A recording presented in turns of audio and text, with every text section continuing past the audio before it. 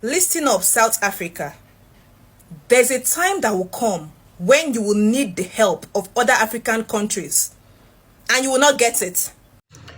Please, my fellow Biafrans, please follow me carefully and watch this particular video, because a lot is happening right now in South Africa, and these people are chasing a lot of people, especially our brothers and sisters where they do business there.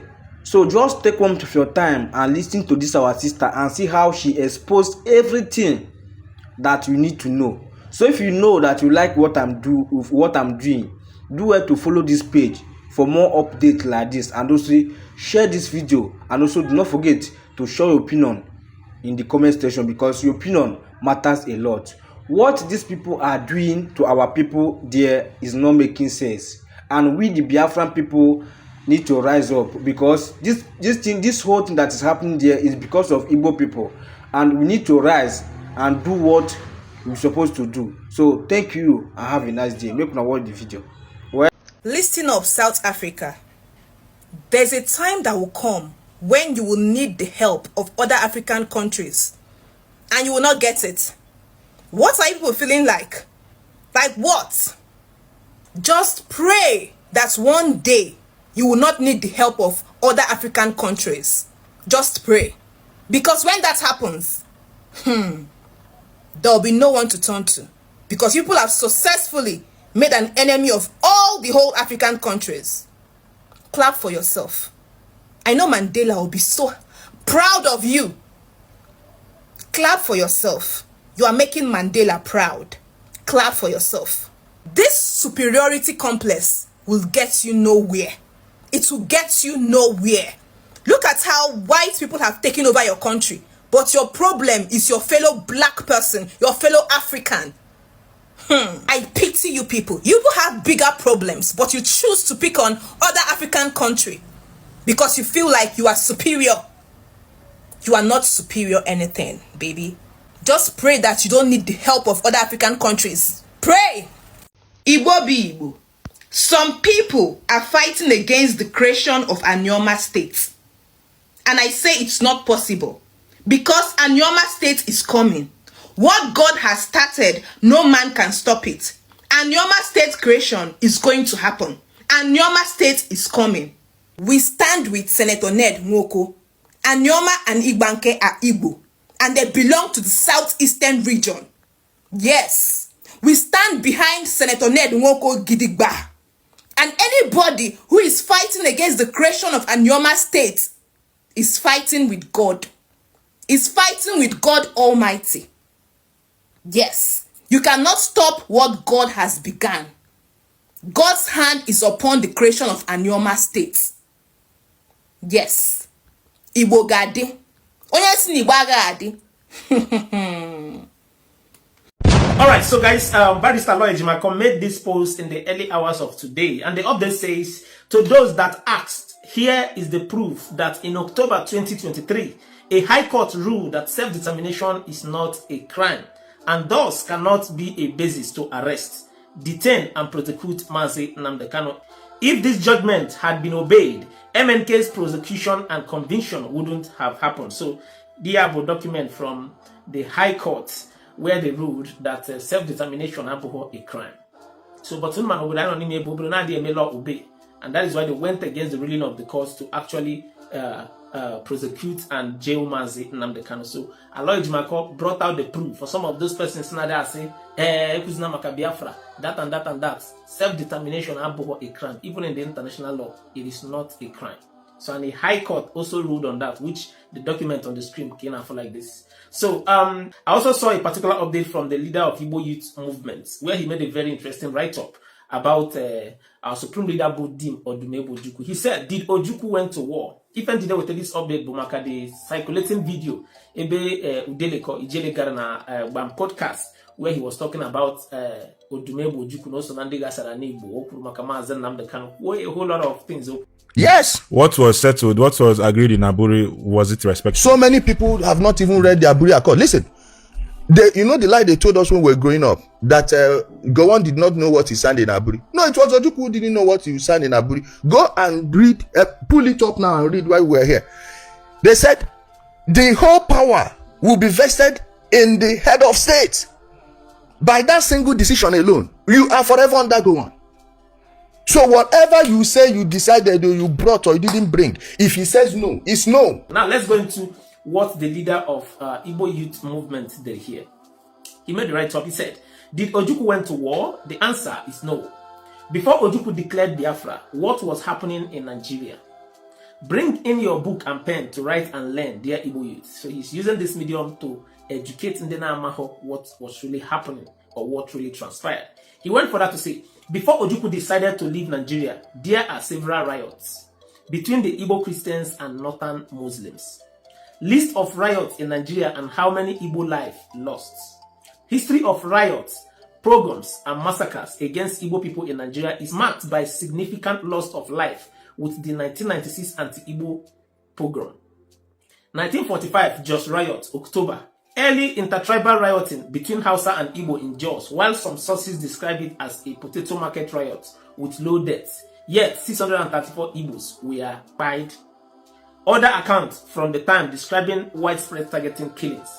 1953 Kanu massacre, May, triggered by political disagreements regarding independence. Riot between northern Nigeria and southerners, primarily Igbo/Yoruba, lasted 4 days. Estimates of death range from 200 to over 500 Igbos were killed.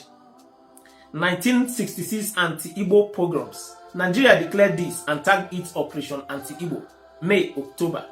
A series of massacres across northern Nigeria targeting Igbo civilians. It was sparked by the January 1966 coup and the July 1966 counter coup.